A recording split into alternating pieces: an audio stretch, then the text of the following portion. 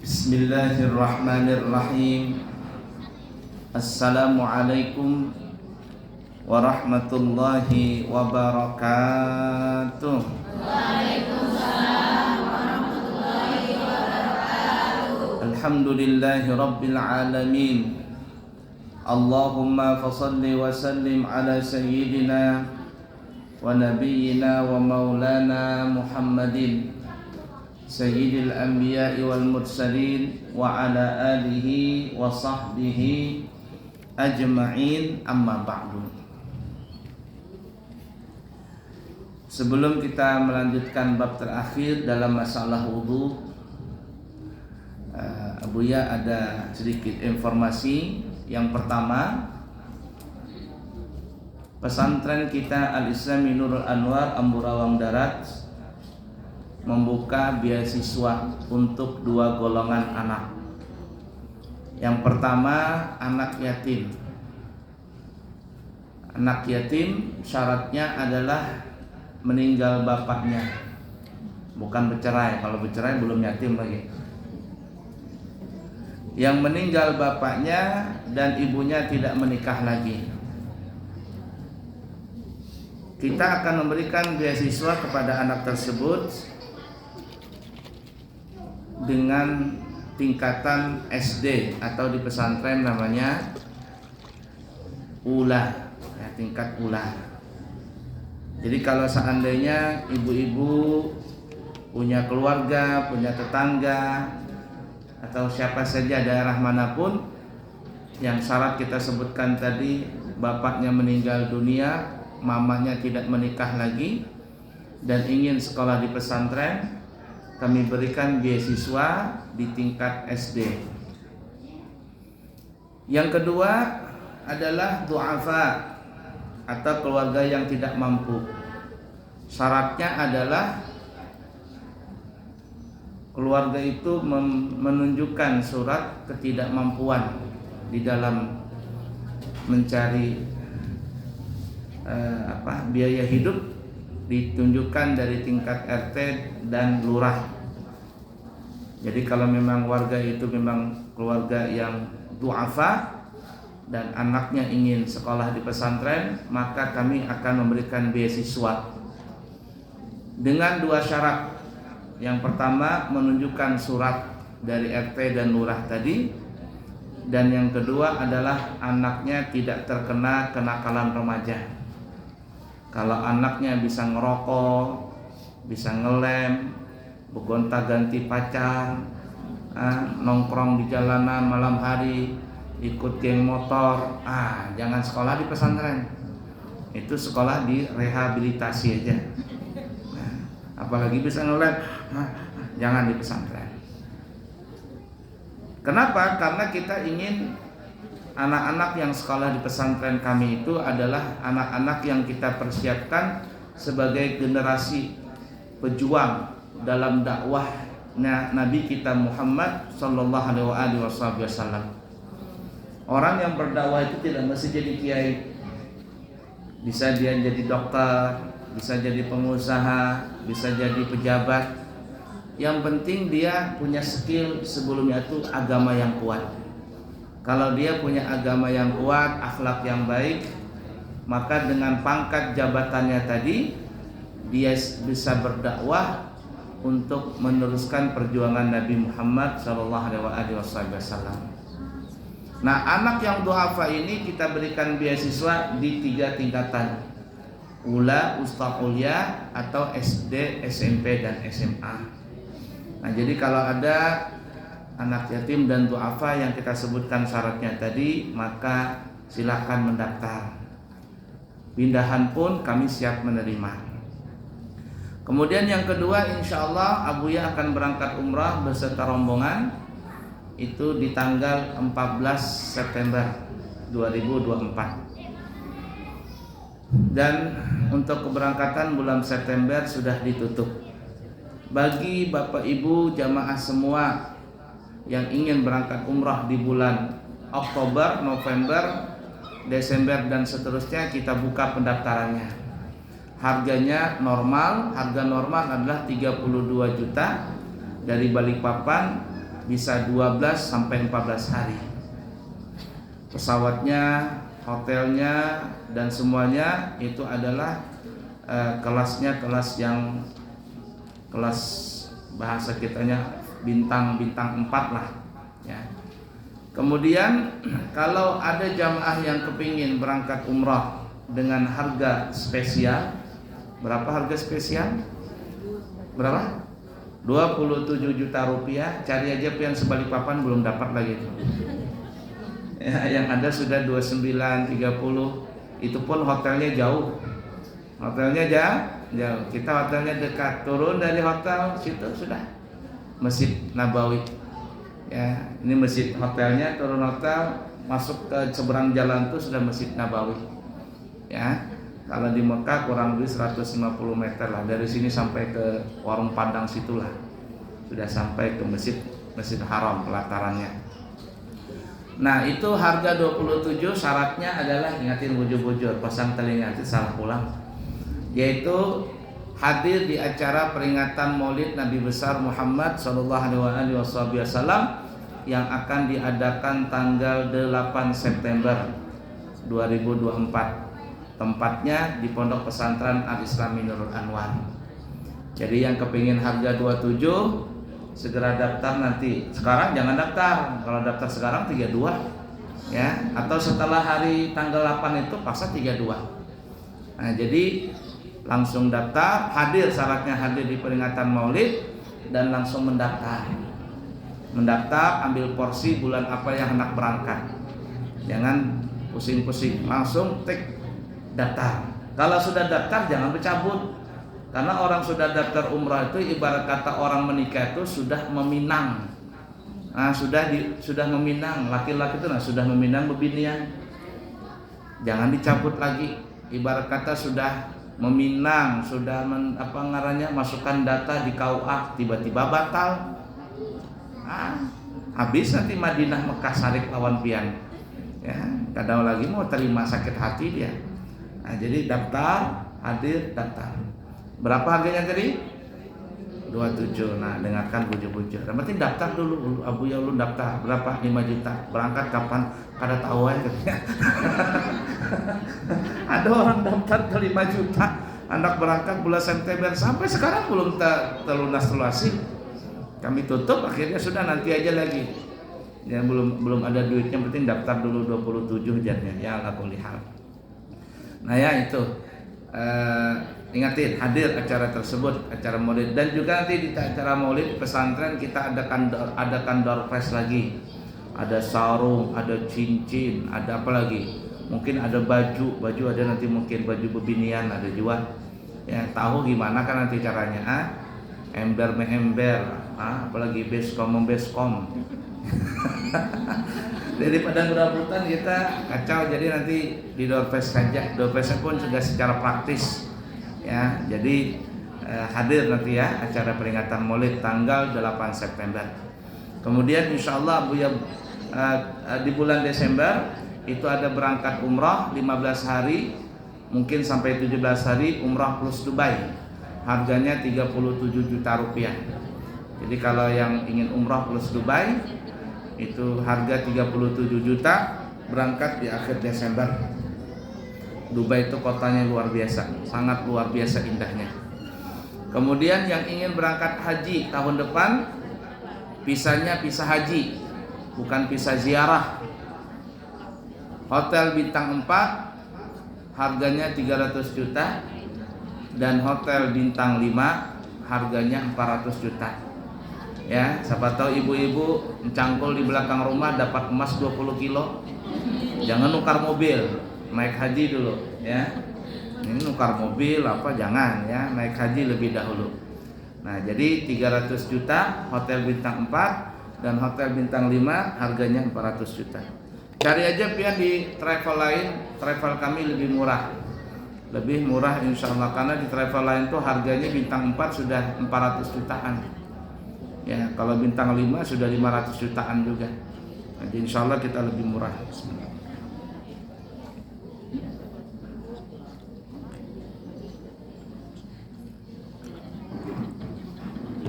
Baik, kita belajaran ya terakhir ini.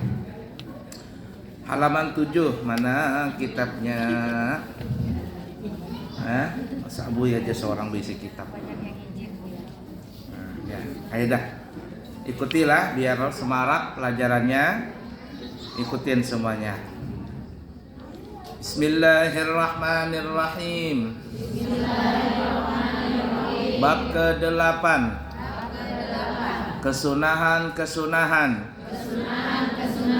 umum di dalam berwudu. Nah, jadi kalau kita mau berwudu sunnah secara umum, bab yang terakhir ini apa saja? 1. Menghadap kiblat. Nah, kalau berwudu usahakan menghadap kiblat. Umpama dia wudu di situ tuh, kan menghadapnya kemana tuh? Selatan ke utara? Selatan. Nah, kalau bisa menghadap kiblat, hadapkan kita menghadap kiblat.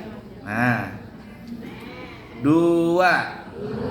Wudu dengan posisi duduk. Situ ada duduknya lah. Berduduk kah? Nah, bagusnya berduduk. Kalau kita berangkat ke Mekah ke Madinah, itu setiap wuduan ada tempat duduknya. Ada tempat duduk. Mana menghadap kiblat, mana berduduk. Nah, sunahnya seperti itu. Tapi kalau kadang-kadang paksa berjongkok atau berdiri. Nah, hampir jarang kita di Balikpapan ini masjid yang menyediakan tempat wudu yang wudunya itu ada tempat duduknya. Jarang. Kalaupun ada, kada semuanya. Walaupun ada, kada semuanya.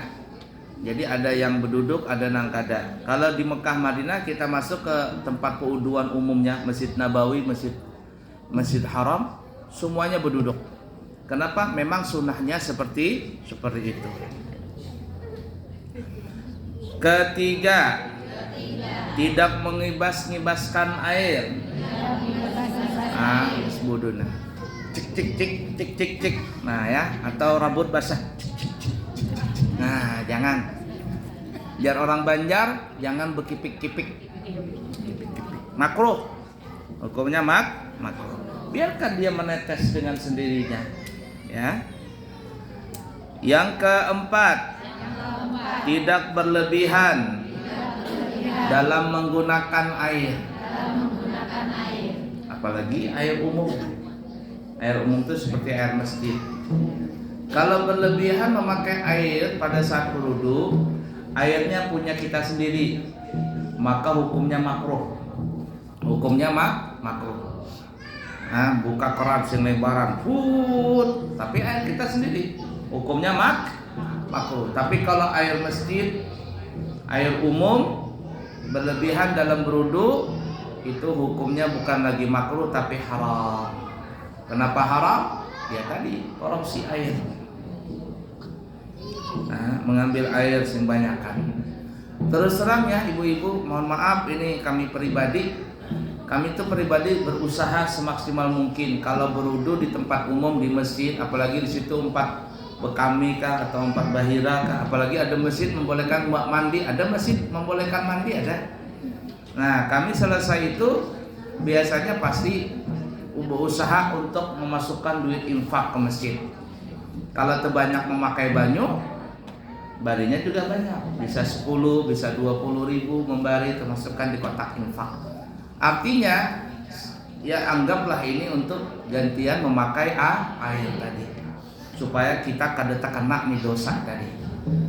Nah, berusaha itu kan. Kalau orangnya banyak, berombongan umpama tulah, ada bini, ada santri apa tuh, biasanya kami berikan lebih di masjid tadi. Atau kalau ada duit masukin, kami suruh bini atau siapa masukin kotak infak tuh. Siapa tahu terpakai banyu masjid terlalu banyak. Nah, ingatin tulah, jangan berlebihan memakai air. Kalau air sendiri hukumnya makruh. Kalau air umum seperti masjid dan sebagainya hukumnya haram. Ini santri nih di pesantren tuh diingat. Ini pembukaan keran kada berhampi-hampihan air keluar. Itu kalau seandainya di pesantren kami itu itu air PDA, air bangkrut abu ya. Bisa berjuta-juta membayar air itu. Ini plak kada ditutup airnya. keran patah apa dibiarkan, gak ada yang paham-paham untuk membaiki tadi. Nanti abu yang ngelihat hanyar dibaiki, dia kada tapi bakal kekanakan nih, ya? Merasa kada bisi, merasa kada bisi, jadi dibiarkannya begitu. Nah sekarang abu yang nggak mau lagi. Nah sekarang kalau bayar listrik bayar seorang. Nah, listrik kada dimatiin di kamar, kipas angin sekamar ada umpamanya ada 8 orang, kipas angin tuh ada berlima, sekarang 4 kipas angin, kada bermati-matian kipas angin, begarok kamu yang membayar listrik apa ini? Nah, sekarang habis pulsanya bayar seorang. Kenapa? Karena dia yang makai. Nah, belajar untuk berhemat, berhemat. Nah, dia supaya paham. Nah, seperti itu. Jangan berlebihan. Yang kelima, tidak berbicara saat berwudu. Nah, kalau berbicara ini pada saat wudu ini, ibu-ibu ada beberapa hukum. Yang pertama, hukumnya terkadang berbicara pada saat berwudu itu hukumnya bisa jadi sunnah. Kapan? Waktu kita berdoa. Hafal nggak ibu-ibu doanya itu? Membasuh wajah, Allahumma bayyid wajhi fi yamin tubayyid wujuh awliyaika wa la tusawwid wajhi bi zulmatika ya ma tusawwid wujuh a'daika. Hafal enggak itu? Pasti kada hafal. Basuh tangan, Allahumma a'tini kitabi bi yamini wa dakhilna jannata bi ghairi hisab. Hafal kada? Pasti kada hafal. Jangankan ibu-ibu takut ini santai itu mungkin kada hafal juga. Nang hafal lagu TikTok apa nang hafal. Ya, basuh tangan kiri, Allahumma la tuti kita bi shimali aw min wara'i dhahri. Nah, berdoa tadi, Allahumma syahrim sya'ri wa basyari 'alan nar. Itu doa-doa pada saat kita membasuh wajah, tangan, kepala, leher, kaki. Kan kita sudah belajar tuh, di sini semua ada doanya. Nah, kalau kita berbicara doa tadi, ya berbicara tapi berdoa pada saat yang seperti itu, maka hukumnya sunnah. Satu. Yang kedua, berbicara yang kurang manfaatnya. Nah, yang kurang manfaatnya. Sambil wudu, sambil bernyanyi. Di mana? Wudu, bernyanyi. Apa hukumnya? Makruh. Atau bodoh dikekanakan ya, bodoh sambil lu pandir. Nanti kita kemana berjalan? Nanti kita habis pengajian ke Gunung Tembak lah. Nukar apa begitu? Makruh hukumnya. Apalagi ada hukumnya menjadi haram. Jadi haram. Bodoh berpandir haram. Apa itu? Bodoh sambil menggosip. Bu. Coba lihat tuh nah, bajunya tuh nah. Awaknya kurus, bajunya gandal bandang. Pada sesuai dengan bajunya jarnya. Coba lihat tuh nah. Bibirnya tuh merah bandar, anunya, gincunya paling-paling palsu itu jarnya. Udah memandirkan orang, ketujuh bandar menggosip. Apa hukumnya? Dan terkadang wudu itu berbicara pada saat wudu hukumnya wajib. Bisa wajib. Kita hendak wudu nih. Maksudnya pas wudu ada orang hendak berjalan begitu. Berjalan di depannya nih ada minyak kah atau oli kah apakah gitu. Atau sabun kah. Pas kita wudu nih, tiba-tiba orang hendak berjalan situ, kita bilang, bu, stop. Kenapa? Itu licin. Ada minyak di situ. Terhambur. Tercecer minyak, terpeleset nanti pian. Apa hukumnya ini? Hukumnya wajib. Jangan dibiarkan, jangan buru. Jatuh.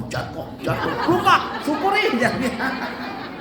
Ini mah hukumnya haram. Nah, jadi menyelamatkan orang dari kecelakaan itu ketika berpandir tadi hukumnya bisa jadi wajib. Ibu-ibu wudu di rumah, anak kah cucu kah? Bermain-main di dapur. Pian lagi memasak banyu. Anak ini atau cucu ini hendak mendekati banyu panas tadi. Kita sedikit, banyu panas, masuk ke dalam. Apa hukumnya? Wajib. Untuk apa? Supaya mencegah dari kecelakaan. kecelakaan. Paham lah kira-kira. Nah, tapi kalau nang kada ada faedahnya bepandir, hukumnya makruh. Yang keenam, meletakkan tempat air yang diciduk di sebelah kanan, sedangkan tempat air yang dituangkan seperti kendi di sebelah kiri. Nah, bagaimana contohnya? Ini kalau orang berwudu sambil bercibuk kah? Apa bahasa Indonesia bercibuk? Begayung. Nah, umpama nih ya, ini begayung, di sini taruh ember. Ini umpama apa ngarannya ini? Gayungnya. Jadi mengambil itu nih ember tadi, mengambilnya pakai mengambil gini nah sih. Ya, ini ember.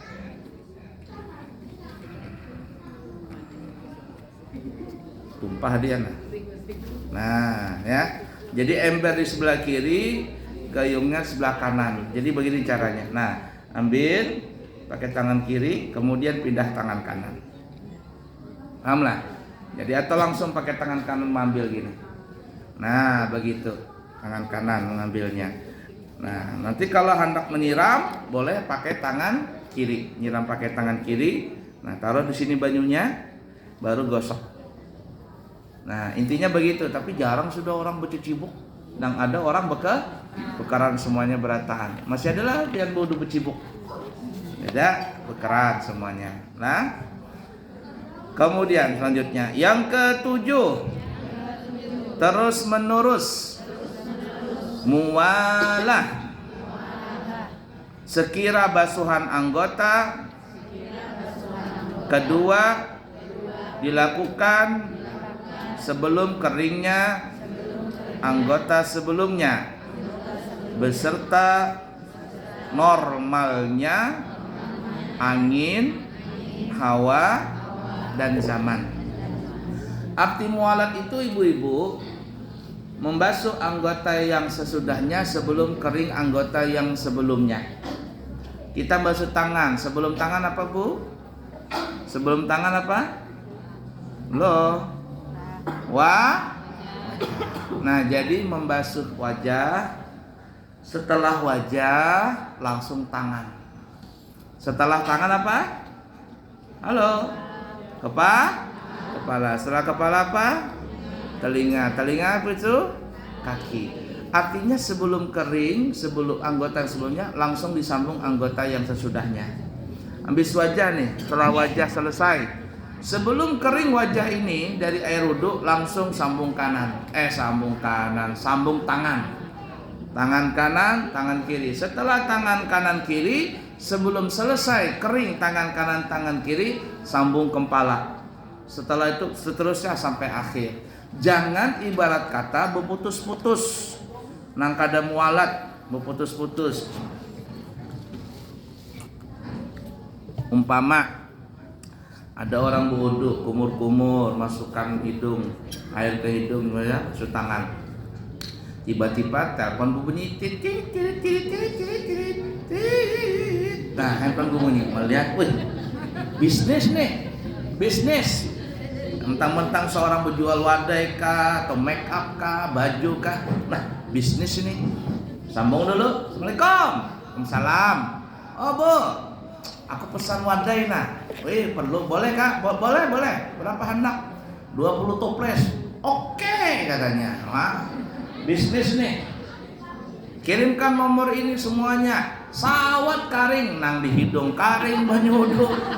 Di tangan karing, di mulut karing, nyambung lagi muka. Hanyar muka berbasuh. 3 kali bumbunya lagi handphone. Tirit. Bisnis nih, sambung lagi. Halo. Bisnis pula. Sawat karing wajah. Imbah itu nyambung tangan lagi. Apa hukumnya ini? Makruh. Tapi insya Allah ada pang wudu seperti itu. Ya, adalah. Ada. Kalau pang ada seperti itu pang ya. Kalau ada orang wudu seperti itu hukumnya makruh. Makruh. Baiklah ya. Yang ke-8, tidak menamparkan air ke muka. Nah, ada orang wudu tuh nang kayak besarik. Pak begitu lah. Nah, jangankan banyak jerawat nang di wajah aja terkipai. Putus jerawat, nah ya bang dah jadinya. Saking gancangnya menapak banyu ke wajah tadi. Jangan begitu. Cara wudu itu bukan ditapak, tapi ambil baju dengan dua telapak tangan, baru disiram dari atas ini. Kan kita sudah belajar itu. Nah, siram dari dahi sini, dari atas ini, turun, hanya digosok. Jangan bertapak. Makruh hukumnya. Tapi kebanyakan orang begitu. Tapak. Jadi bukan begini wudu itu. Kan ada orang wudu, tok wajah begini, bukan. Wajah itu diangkat gini ambil, betungak biar orang Banjar, wajahnya betungak. Set begitu. Ini ada betapak sidin basah, nang kanan kiri orang pun basah. Tangan lupa, habis kanan kiri basah semuanya. Itu kalau kena orang merasa terganggu, bukan lagi makruh, tapi hukumnya haram. Kalau seorang aja wudu basah seorang ada apa-apa, tapi kalau orang kanan kiri kena cipratan kita, orang merasa tidak senang, terganggu, berdosa kita. Nah, jadi hati-hati seperti itulah. Makanya paling nyaman tuh ibu-ibu lah wudu di rumah, dan memang dianjurkan wudu itu di rumah. Wudu itu di rumah. Yang ke-9, menghindari percikan air dari bawah dengan duduk di tempat yang aman dari percikan air dari bawah. Nah kan tadi kan ada orang wudu, sunahnya kan tadi kita bilang apa ya, berduduk. Tapi ada juga orang wudu karena dari tempat duduk berdiri. Air nangkul keluar dari keran ini jatuh itu, atau air yang bekas basuhan wajah, tangan itu, jangan sampai terpercik ke badan kita atau ke pakaian kita. Usahakan jangan terpercik. Nah, oleh karenanya biasanya itu tempat wudu itu ada ibarat kata pengarangnya nih longkang itu apa ya? Paret. Nah, longkang itu bahasa Malaysia, ya kah? Nah, lolongkang lain lagi. Kalau longkang Malaysia, kalau lolongkang itu Banjar lagi. Lolongkang jendela berarti. Ya, ada paretnya. Bahkan ada satu masjid di mana ya, Abu ya lihat itu paretnya itu bukan begini, bukan rata begini, tapi yang di sebelah sini mereng begini, dindingnya mereng. Artinya ketika air itu jatuh dari keran, ini dia menghantam dinding ini dengan cara mereng, dindingnya mereng. Jadi banyu ini kada terpercik ke badan, kada terpercik ke kaki, kada terpercik ke badan. Jadi jatuh langsung ke bawah. Nah, itu bagus. Ada juga orang menyediakan anti percik, kayak seperti orang karpet mie apa itu. Jadi ketika air jatuh ke situ, ini dia kada terpercik banyu tadi. Ada juga. Intinya usahakan banyu bekas wudu tadi tidak terpercik ke awak atau ke pakaian. Mudah dipaham kira-kira? Yang ke-10, tidak meminta tolong untuk membasuh atau menuangkan air ke anggota badan kecuali ketika ada uzur. Nah, jadi hukum meminta tolong itu ada bermacam-macam ya. Kalau minta tolong menyediakan air wudu itu hukumnya boleh. Ya, umpama laki pian pas mati air kah atau apa bepada omanya, apa ada apa bahnya. Coba Bang ambilkan aku air. Ya, itu di luar tuh di ember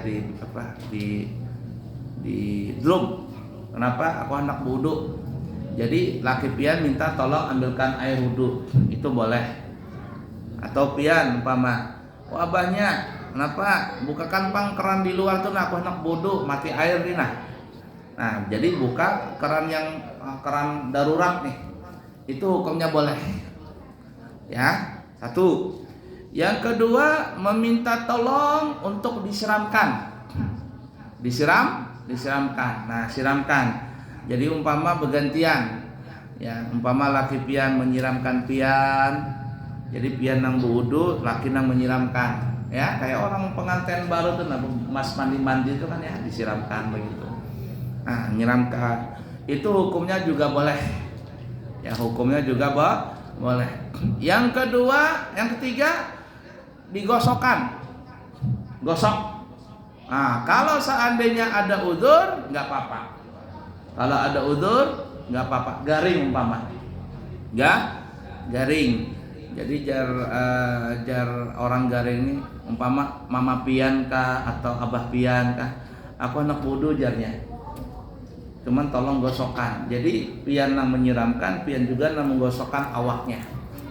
Ya, digosok, disiram, digosok. Kalau garing nggak apa-apa, tidak makruh. Tapi kalau tidak garing, hukumnya makruh. Sehat nih, ya, lagi sehat, gosokkan pang. Nah, hukumnya makruh. Tapi kalau sombong, haram hukumnya. Sini, kamu kan anak buahku, ini aku bos. Udah kan, mau akhiratnya. Ya. Nah, kayak orang masak di salon aja dikerimbat apa kan masak salon kan dikerimbat tuh, digosok-gosok atau mohak, digesek sampai daki-dakinya terkelupas semua. Apa treatment kah pengarangnya itu? Istilahnya itu ya, minikur, bidikur, treatment kah, setrika kah apa kayak itu. Kalau ada sifat sombong, kamu kan anak buahku, ayo gosokin. Hukumnya kalau sakit boleh. Kalau tidak ada udzur makruh. Pahamlah Bu? Nah ya. Yang ke-11, tidak menyeka air dengan semacam handuk kecuali ada udzur. Jadi kalau habis wudu, ibu-ibu di wajah kah, di tangan kah, jangan dilap, jangan disekat, jangan. Ya, habis wudu nah. Makruh hukumnya. Biarkan dia kering sendirinya. Biarkan dia kering dengan sendirinya. Jangan diseka-seka, jangan dilap-lap. Nah, kecuali ada udzur. Bagaimana ada udzur? Biar habis wudu nih. Ya, habis wudu, hendak ke pengajian. Wudu dulu, baru aku hendak pengajian ancap, tapi belum bermake up. Enggak apa-apa, keringkan. Ya, hanya bopor, hanya bermake up kah? Apa ini? Gincu, lipstick ya, merah, kuning, hijau. Apa? Alisnya tebal benar alisnya. Sekali pas lihati tato. Ada asli alisnya.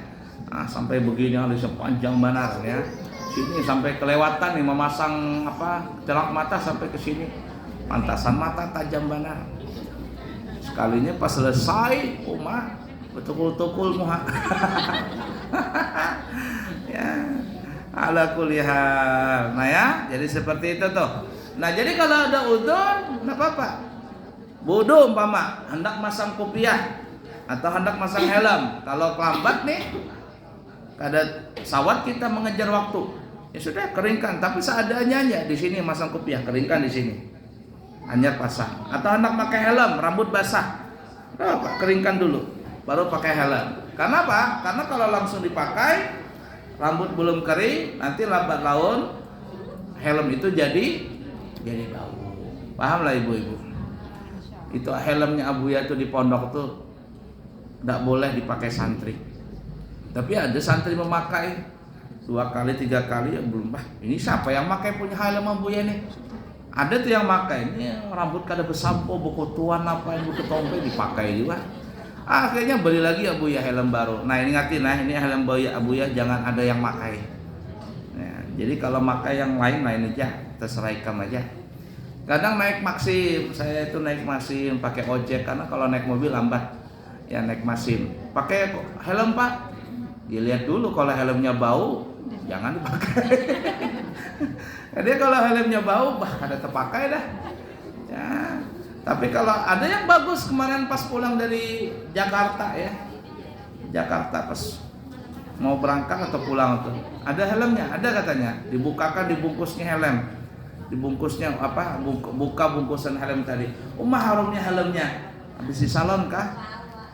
Anu Pak katanya jarang dipakai, loh kenapa jarang dipakai? Penumpang jarang memakai helm, Bapak aja pakai helm ini katanya, pantasan harum masih. Ya, ala kulli hal ya. Lanjut. Yang ke-12. Tidak melebihi 3 kali di setiap pekerjaan di dalam wudu. Jadi membasuh muka 3 kali, tangan 3 kali, semuanya 3 kali. Tidak boleh lebih dari 3 kali. Basuh wajah 4 kali, basuh tangan 5 kali, kepala sampai 4 kali, makruh hukumnya. Kalau banyu seorang, kalau banyu umum haram hukumnya. Maksimal 3 kali, kurang dari 3 kali seperti 2 atau 1 jikalau ada airnya makruh. Tapi kalau airnya sedikit tidak makruh. Tapi kalau lebih daripada 3 kali hukumnya adalah makruh. Jikalau banyu seorang, kalau banyu masjid hukumnya haram.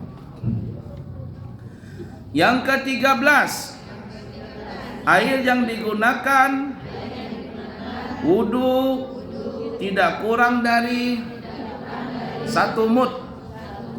Ada orang wudu sedikit banyak, cuman 1 botol ini kan, 1 botol ini udah sampai 1 mud. Dikit badar wudu, padahal airnya banyak aja. Sedikit benar wudunya, maka hukumnya makruh. Artinya berlebihan makruh. Kalau banyu seorang, kesedikitan banyu makruh juga. Lain kalau banyunya kadada. Kalau banyunya kadada Bu, saya berwudu dengan 1 air gelas aqua itu saya bisa. 1 gelas aqua itu nah bisa saya berwudu. Asalkan kalau berwudu itu jangan diangkat. Nah taruh banyu di sini nah, nah gosok. Nah, digosok jangan diangkat-angkat. Kalau diangkat-angkat hukumnya mustakmal. Taruh di tangan, nah. Begitu juga di tangan kanan, nah, jadi digosok. Liput dia asalkan kena semuanya aman. Ya. Kalau kurang dari 1 mud sedangkan airnya ada, hukumnya makruh.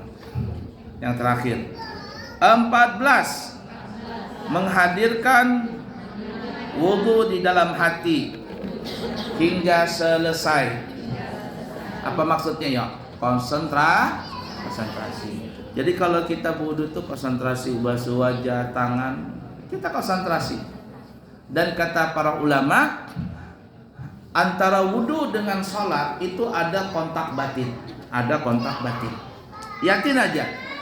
Kalau ada orang berwudu bisa khusyuk di dalam wudu tadi, khusyuk, konsentrasi, apalagi dia sambil membaca bacaan, ya, insya Allah bisa dipastikan sholatnya khusyuk. Tapi lihat saja, kalau ada orang bodoh, bergopoh-gopoh, artinya belupak beringasan, asal basuh aja. Lihat aja, sholatnya pasti begitu juga. Kalau ada orang bodoh bebarang-barangan, artinya sembarangan, sembrono, sholatnya pasti seperti itu.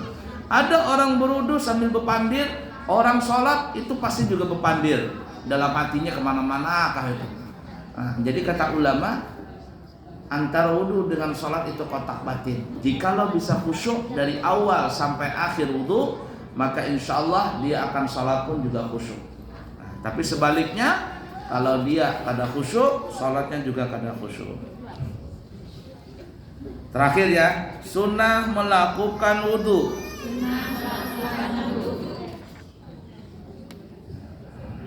Karena hendak tidur Nah, jadi kalau mau tidur ibu-ibu wudu. Kecuali kalau haid, ya kalau haid tidak boleh wudu ibu-ibu ya. Nah, jadi kalau ibu-ibu haid itu tidak boleh wudu. Tapi kalau kada haid mau tidur wudu. Bagaimana Bu ya pas kita hendak guring abahnya menjapai-japai pulang, batal wudu kita.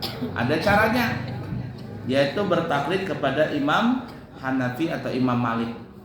Wudunya sama seperti biasa tapi ditambahi kepala keseluruhan, kemudian wajib menggosok-gosok wajah, digosok-gosok, tangan digosok, kaki digosok, nah dan kepala semuanya. Jadi sebelum wudu niat begini, aku niat bertaklid kepada Imam Abu Hanifah khusus dalam masalah wudu, atau aku niat bertaklid kepada Imam Malik khusus dalam masalah wudu. Wudu seperti biasa. Wudu seperti biasa. Cuman ada tambahan tadi apa ya? Kepala semuanya. Jangan cuman begini-gini, jangan, tapi seluruhnya. Nah, liput semuanya. Kemudian digosok-gosok, wajah digosok, tangan digosok, kaki digosok. Kita balik ke tempat tidur, kita guring abahnya mahaharka. Ya, terserah, kita kada batal. Kita kada batal kecuali berhubungan badan, itu yang batal. Ya, asal kita jangan bekantut, kita kada batal. Nah, dan kalau ada orang guring dalam keadaan berwudu, maka insya Allah dia dijaga oleh Allah. Dan disebutkan dalam riwayat, malaikat akan selalu memintakan ampun kepada Allah. Ya Allah, ampuni orang ini, ampuni orang ini, ampuni dosanya ya Allah, ampuni dosanya. Nah, jadi yang pian banyak dosa, ancak-ancak wudu sebelum tidur tadi. Nah, usahakan sebelum tidur wudu. Membaca Al-Quran, maksudnya membaca Al-Quran ini tanpa memegang. Pian hafal umpama Yasin wal Qur'anil Hakim innaka laminal mursalin.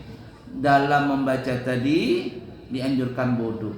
Tapi kalau megang Al-Quran maka wajib wudu. La yamassuhu illal mutahharun. Tidak boleh menyentuh Al-Quran kecuali orang yang suci. Sepakat 4 mazhab, Malikiyah, Hanafi, Syafi'i, Hambali, orang megang Al-Quran wajib berwudu kecuali dalam keadaan darurat.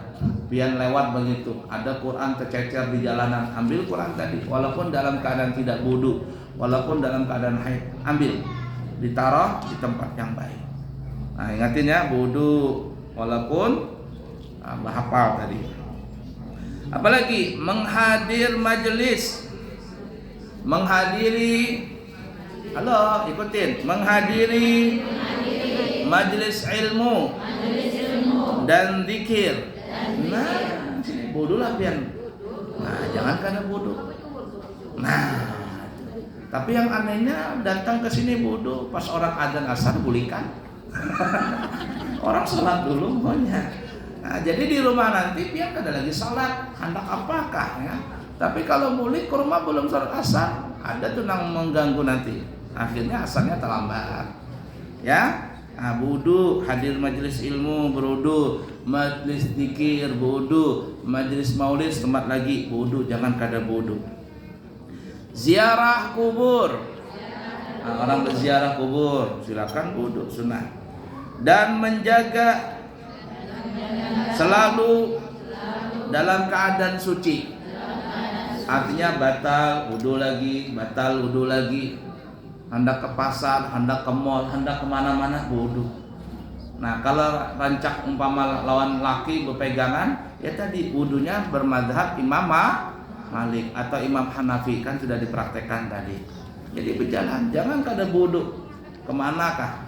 Ya, mesti wudu. Selesai. Tamat kita pelajaran. Berapa kali ini?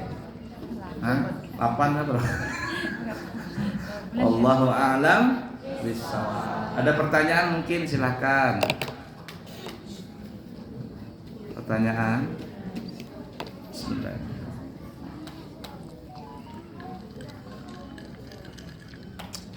Ada ibu? Kalau ada saya terangkan bab lain.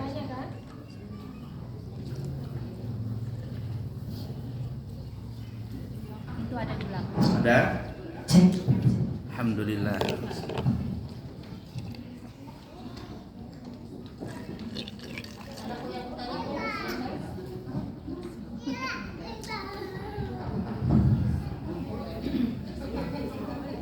Ada? Nah, ada waktu. Assalamualaikum warahmatullahi wabarakatuh. Waalaikumsalam warahmatullahi wabarakatuh. Pak Ustadz tadi dijelaskan kalau ziarah kubur itu berwudu. Nah, ulun ini suah ke ziarah kubur tapi kan suah wudu. Hanya undangan ini nak. Kada apa-apa lah. Baik, kada apa-apa, kada wudu. Cuman tadi kan hukumnya sunnah berwudu.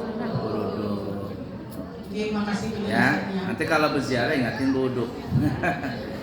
Ya. Dan ingatin kalau berziarah itu lah, ingatin jangan melingkahi kuburan, jangan menduduki kuburan. Ini kuburan orang diduduki. Itu dalam riwayat hadis, siapa yang duduk di atas kuburan maka lebih baik dia duduk di atas bara api. Nah, jangan. Itu kan rumah orang, rumah pian tuh nah, atapnya diduduki orang, aku nah. Nah, orang mengejar kelayangan, kekanakan mengejar kelayangan lewat di atap rumah pian, gerubuk, aku nah. Ada akun begitu juga kuburan orang. Jangan dilangkahi, jangan jangan diduduki lah berziarah. Ziarahnya pakai wudhu. Ada lagi? Ada lagi, silakan. Assalamualaikum warahmatullahi wabarakatuh, Abu ya. Waalaikumsalam warahmatullahi wabarakatuh. Pertanyaan saya adalah ketika tempat wudhu kita itu menjadi satu di dalam satu kamar mandi yang ada WC-nya. Ya. Bagaimana sebaiknya dan ketika kita baca lafaz ataupun niatnya itu sebaiknya di luar kamar mandi ataukah niatnya bisa dalam hati tapi di kamar mandi. Terima kasih. Assalamualaikum warahmatullahi wabarakatuh. Waalaikumsalam warahmatullahi wabarakatuh. Kalau tidak salah di dalam kitab Ta'limul Muta'allim, kalau tidak salah, di situ diterangkan salah satu penyebab penyegah pintu rezeki, alias kadang mau sugih-sugih orang, ya. Kalau kada salah di kitab itu, kalau kada salah, salah satu penyebab orang kada bisa sugih adalah wudu dalam WC. Wudu dalam WC. Nah, jadi kalau hendak wudu juga sebaiknya di luar WC. Tapi kalau nggak ada tempat wudhu di luar atau susah dan sebagainya, apalagi pian bebinian pas hendak wudhunya terbuka, ya, wudhunya terbuka, hendak menyisihkan pakaian kelihatan orang, mau kada mau wudhu aja dalam WC, boleh nggak? Hukumnya boleh. Lalu gimana? Ya wudhu kayak biasa, cuman jangan membaca bacaan pakai lisan. A'udzubillahi minasyaitonirrajim. Bismillahirrahmanirrahim. Apalagi belagu Bismillahirrahmanirrahim. Jangan. Jadi membaca a'udzubillah, baca basmalah, doa-doa yang lain semuanya dalam hati. Tapi kalau bisa wudunya di luar Tapi kalau kan ada ya mau kada mau. Artinya wudunya sah. Yang penting syarat dan rukunnya dilakukan secara benar, dan kalau membaca bacaan hanya cukup di dalam hati. Lagi? Ada Bu, silakan.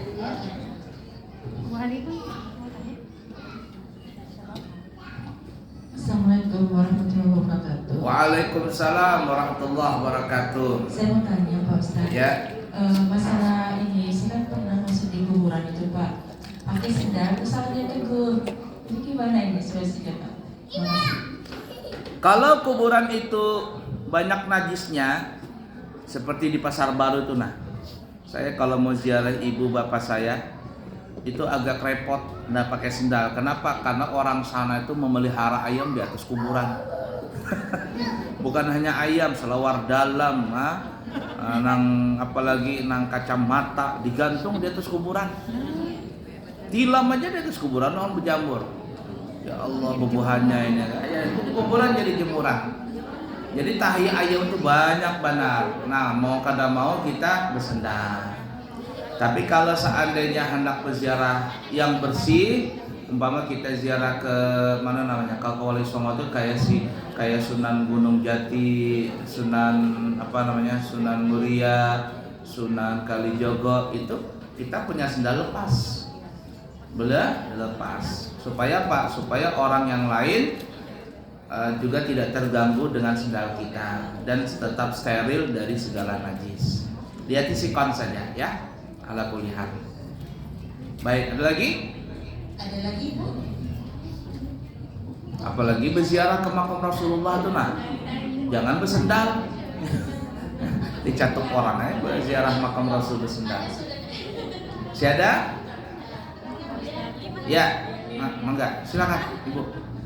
Assalamualaikum warahmatullahi wabarakatuh. Waalaikumsalam warahmatullahi wabarakatuh. Iya, kalau sepertinya Quran itu dimakan rakyat, bagaimana itu dimusnahkan? Baik, kalau kita punya Quran dibaca kadakawa, disembarangkan bahaya, jar orang Banjar Quran buruk, dibaca ndak bisa lagi, ya, disembarangkan mengutalahani, maka caranya adalah dengan cara dibakar.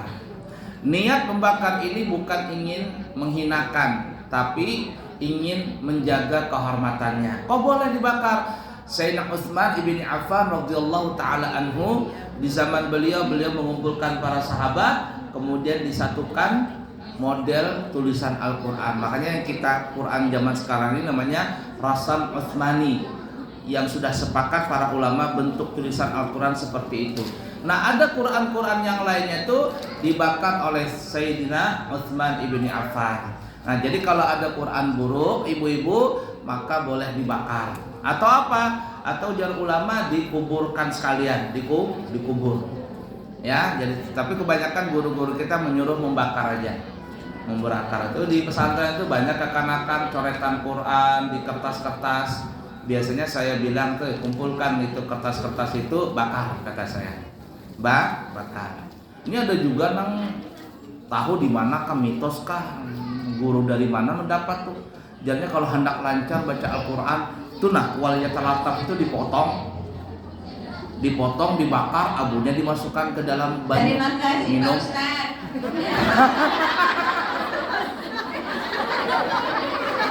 Iya, belum tungtung lagi Bandung.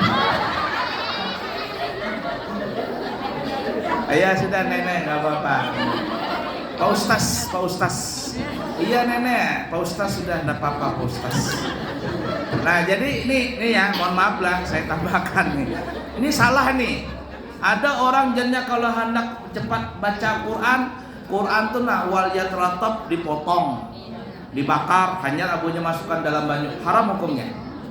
Kenapa? Karena tidak ada hajat di situ. Apalagi cuma mitos-mitos semata. Paham lah ya? Baik, lagi terakhir Ibu. Nah. Assalamualaikum Bu. Waalaikumsalam. Ya. Maaf izin bertanya, apa hukumnya bagi seorang wanita ketika sedang haid mengamalkan air wudhu? Hukumnya apa Bu ya? Salah satu yang diharamkan bagi perempuan yang sedang haid ya, yang netes darahnya adalah berwudu. Ya, itu diharamkan.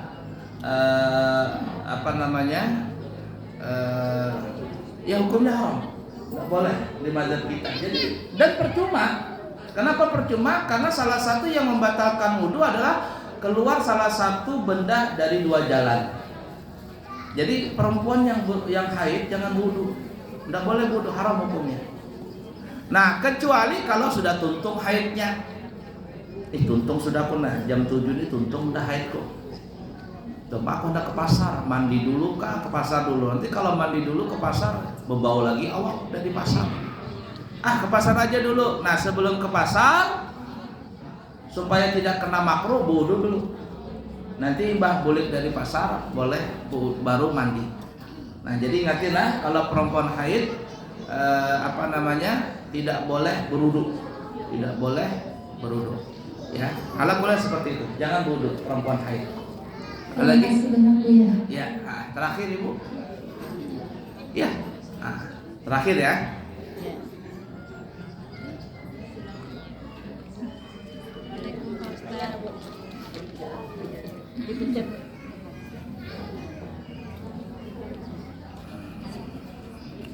Ya, lanjut.